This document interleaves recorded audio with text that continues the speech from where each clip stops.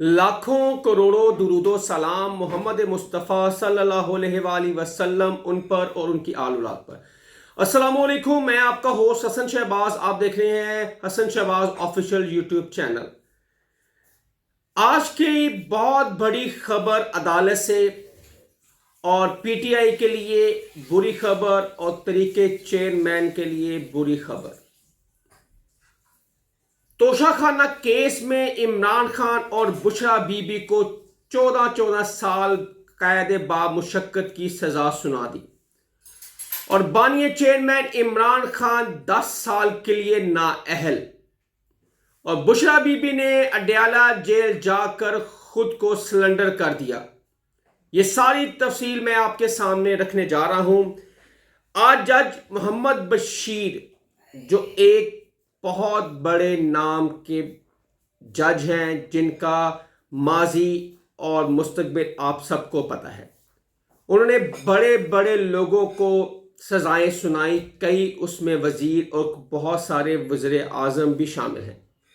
जज मोहम्मद बशीर तबीयत की नासाजी की वजह से छुट्टियों पे रुखसत हो गए और उनको मार्च में उनकी रिटायरमेंट है और रिटायरमेंट तक उनकी तबीयत नासाज थी। उन्होंने कहा मुझे छुट्टियां दे दी जाएं, लेकिन वजीर कानून और हुकूमत ने उनको छुट्टियों देने से इनकार कर दिया। वजह ये थी कि इमरान खान और बुशरा बीबी के केस तोशाखाना के नैब का वो हैंडल कर रहे थे और उनकी सरबराही में वो केस सुन भी रहे थे, इसलिए उनकी छुट्टियां मनसूख की। कल तोशाखाना की अदालत लगती है, बुशरा बीबी उस अदालत में पेश होती हैं, 342 का अपना बयान, अपना जो सवालात हैं वो जज को जमा करवा देती हैं। आज एक इंटरेस्टिंग वाकया हुआ जब ये फैसला सुनाया गया। इमरान खान तोशाखाना केस और बुशरा बीबी को जो 14 साल की कैद सुनाई गई है और उसमें जुर्माना कितना है, ये मैं सारी तफसील अब आपके सामने रखने जा रहा हूं। बानिया चेयरमैन और बुशरा बीबी को 1 अरब 30 करोड़ रुपए का जुर्माना आयद किया गया। फिर जज ने पूछा इमरान खान से कि आपने अपना 342 का बयान जमा कराया है। जज बशीर ने बानिया चेयरमैन ने सवाल में कहा कि मैंने बयान तैयार कर लिया है और अपने वकला का इंतजार कर रहा हूं, उसके आने तक मुशावरत के बाद जमा करवा दूंगा। जज बशीर ने कहा कि आपको टाइम नहीं मिल सकता, आप अपना बयान जमा करवा दें।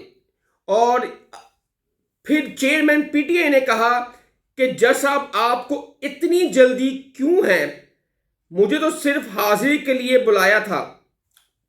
उन्होंने कहा कि जज साहब आपको इतनी जल्दी क्यों है कि मेरे वकला आ जाए, मैं 342 का जो बयान है वो जमा करवा दूंगा, उनकी मुशावरत है। लेकिन जज मोहम्मद बशीर कुछ और ही सोच रहे थे, कुछ और उनके दिल में चल रहा था।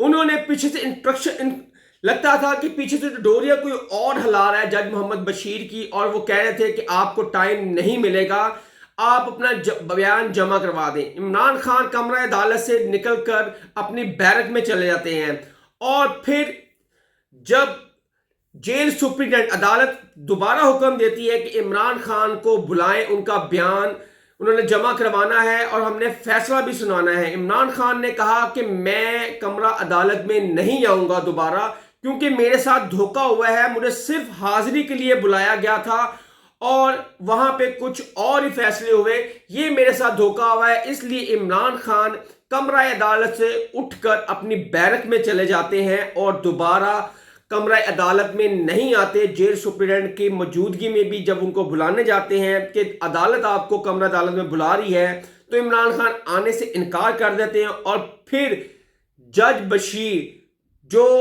इसी मकसद के लिए वो तैयार थे, यही फैसला वो पहले से लिखा हुआ था, उन्होंने उनको 14 साल कैद बामुशक्कत की सजा सुना दी और 1 अरब 30 करोड़ रुपए का जुर्माना भी आयद किया। बुशरा बीबी और इमरान खान को दोनों कमरे अदालत में मौजूद ही नहीं थे, इमरान खान के वकला भी मौजूद नहीं थे, बुशरा बीबी भी मौजूद नहीं थी। इस तरह ये फैसला सुना दिया। ये तारीख में पहली दफा हुआ है कि किसी एक इतने बड़े वजीर आजम जो कमरा अदालत में मौजूद नहीं है, जिसके वकील मौजूद नहीं है, جس نے 342 کا اپنا بیان جمع کروانا تھا اس کو وکلا کے ساتھ مشاورت نہیں کرنے دی، اس کے وکلا کو ٹائم نہیں دیا گیا، عمران خان صاحب کو ٹائم نہیں دیا گیا، جہاں پہ اتنا ٹائم دیا تھا 2 گھنٹے 3 گھنٹے عمران خان صاحب نے کہا میں اپنے مشاورت کر کے جمع کروا دوں گا آج ہی، میرا بیان تیار ہے، لیکن جج بشیر اس چیز کو ماننے کے لیے بالکل تیار نہیں تھے، ان کو ٹائم دینے کے لیے بالکل تیار نہیں تھے، انہوں نے کہا تھا کہ نہیں بس انف از انف، یہی ٹائم تھا، میری طبیعت کچھ خراب ہی ہے، میں نے جلدی فیصلہ سنانا ہے اور میں نے چھٹیوں پہ چل جانا ہے، مجھ سے اور اتنی برداشت نہیں ہوتا، کیونکہ قانون بھی ان کو چھٹیاں نہیں دے رہی، حکومت بھی چھٹیاں نہیں دے رہی، انہوں نے کیا کہ فیصلے سنا کے اپنی جان چھڑاؤ۔ یہ جج بشیر کا ایک ٹریک ریکارڈ بھی ہے، ماضی کا بھی انہوں نے بڑے بڑے نواز شریف صاحب کو، یوسف گیلانی کو بھی انہوں نے نااہل کیا کروایا ہوا ہے، اور ان کے بڑے بڑے ہاتھ سے وزیر اعظم ذبح ہوئے ہیں۔ اور اس کے بعد انہوں نے کمرہ عدالت میں اٹھ کے عمران خان صاحب چلے جاتے ہیں، بشرا بی بی موجود نہیں ہوتی، پھر بشرا بی بی ابھی تھوڑی دیر پہلے جب میں آپ سے یہ ویلاگ ریکارڈ ہو رہا ہے، بشرا بی بی اڈیالہ جیل جا کر سلنڈر کرتی ہیں اور اپنی گرفتاری دیتی ہیں، اور اس طرح یہ بشرا بی بی اور عمران خان توشہ خانہ میں 14 سال کی سزا سنا دی گئی۔ اب اس کے خلاف وہ ہائی کورٹ جائیں گے، ہائی کورٹ سے پھر سپریم کورٹ بھی جا سکتے ہیں۔ اب آگے دیکھیں کہ عمران خان کے جو وکلا ہیں وہ کیا حکمت عملی تیار کرتے ہیں، کس طرح اس کیس کو لے کے چلیں گے ہائی کورٹ اور سپریم کورٹ میں۔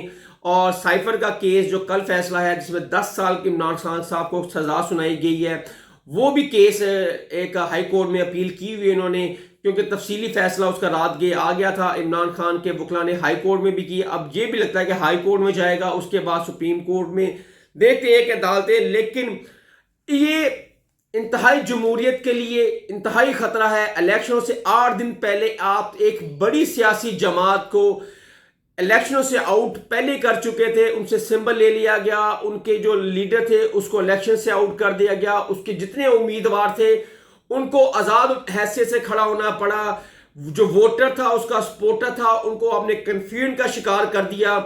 یہ ساری پلاننگ تیار کی ہے ایک نواز شریف مسلم لیگ نون کو لانے کے لیے، اور جس کا سلوگن ہے پاکستان کو نواز دو۔ اب پاکستان کو نواز دوسرا دو یا پاکستان کو وہ نواز دو جو لندن جاتا ہے ہر 5 سال بعد اقتدار کے لیے پاکستان آتے ہیں، ان کو کیسے نواز دیں؟ ان میں کون ایسا قابل شخص ہے ان کے گھرانے کا جو برسٹر ہو، جو وکیل ہو، جو بیوروکریٹس ہو، انجینئر ہو، جو سائنسدان ہو، کوئی ڈاکٹر ہو؟ کیا قابلیت ہے ان کے خاندان میں کہ ہم ان کو نواز دیں؟ پاکستان کو 3 دفعہ نواز شریف دیا تو ہے، کیا کیا؟ بیڑا غرق کر دیا۔ 17 مہینے کی گورنمنٹ اس کے بھائی کو دی، اس نے بیڑا غرق کر دیا۔ اب پھر کہتے ہیں پاکستان کو نواز دو۔ اگر اسی طرح پاکستان کو انہوں نے نوازنا ہے تو پھر ان کو ہی لے آئے، پھر سب کو جیلوں میں ڈال دیں، صرف نواز شریف فیملی کو پورے پاکستان میں الیکشن لڑنے دیا جائے، ان کو لیول پلینگ فیلڈ دی جائے، اور وہ کیلے شیر وہ کہنے نہیں نے سنیاں ہوئیں گلیاں وچ مرزا یار پھرے، نواز شریف کا وہ حال ہے، سنیاں ہو گئی ساریا گلیاں، پورا پنجاب سنا ہے اس ٹائم، کلا مرزا یار پھر رہے ہیں جھنڈے لے کے، اور ایک باری پھر شیر، لوگ پاگل ہوئے میں۔ یہ ہے ہماری جمہوریت۔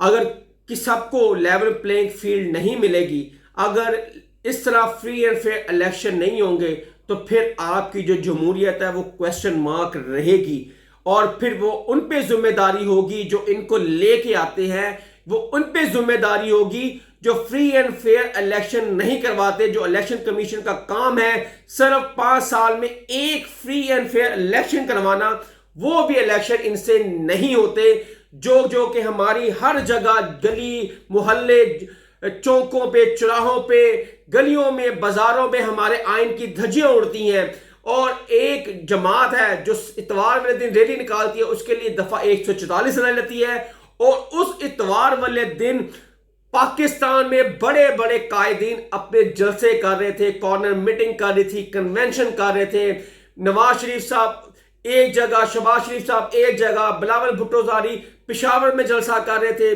مریم نواز ایبٹ آباد میں جلسہ کر رہی تھی، ان کے لیے دفعہ 144 نہیں تھی۔ لیکن ایک جماعت جس کو ابھی कलअदम नहीं करवाई वो जमात, मैं तो कहता हूं कलअदम करवा दे वो जमात को। अगर आपने उसके साथ इसी तरह रवैया रखना है, इसी तरह एमक्यूएम बनाना है, उसको एमक्यूएम की तरह उसको ट्रीट करना है, तो फिर इससे अच्छा यह है कि तरीके इंसाफ पर पाबंदी लगा दें। अगर उसको सियासी धारे में लाना है, जैसे मिस्टर गौहर, राउफ हसन, पीछे बैकग्राउंड मुज़ाकरा चल रहे हैं और कह रहे हैं कि सियासत धाड़े में इनको लाया जाए पीटीआई को। बाकी जिन्होंने 9 मई किए, इमरान खान ने जहां से उन्होंने कहा था कि डर्टी हैरी से लेकर 9 मई तक जो इमरान खान ने कहा और जो उन्होंने अल्फाज इस्तेमाल किए और जो उन्होंने किया, वो वहां से लेकर 9 मई तक इंतहाई गलत और नहीं कहना चाहिए था इमरान खान को। जितनी भी उसको मजम्मत की जाए उतनी ही कम है। 9 मई में जो जो मुलविस हैं उनको सजा दें, उनको कैफरे किरदार तक पहुंचाएं, लेकिन पूरी पीटीआई 9 मई में शामिल नहीं है। बाकी सबको लेवल प्लेइंग फील्ड मिलनी चाहिए। अगर आप समझते हैं कि पीटीआई सियासी जमात है तो फिर उसको सियासी धारे में लाएं। अगर आप समझते हैं कि वो दहशतगर्द जमात है, फिर उस पर पाबंदी लगा दें। इसका साफ यही हाल है, क्योंकि हर रोज chief election commission, chief justice, उनकी धज्जियां उड़ती हैं, क्योंकि चीफ जस्टिस ने कहा था कि इलेक्शन का सारा जो है वो मेरे जुम्मे पे है, ये फ्री एंड फेयर इलेक्शन होंगे। कहां चीफ जस्टिस साहब थे, कहां इलेक्शन कमीशन सोया हुआ था जब इतवार वाले दिन दफा 144 लगाकर एक रैली को जब पीटीआई की निकली, वहां पे पकड़ धक्कड़, आंसू गैस, लोगों को पकड़ पकड़ के अंदर डालना, ये कहां का इंसाफ है। अब चीफ जस्टिस साहब इस पे आप एक्शन क्यों नहीं लेते?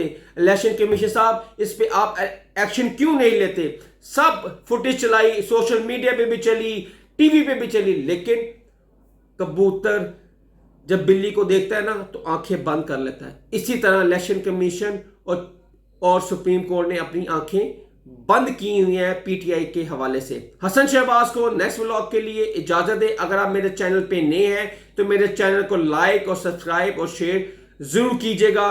तब तक के लिए इजाजत दे। अल्लाह हाफिज।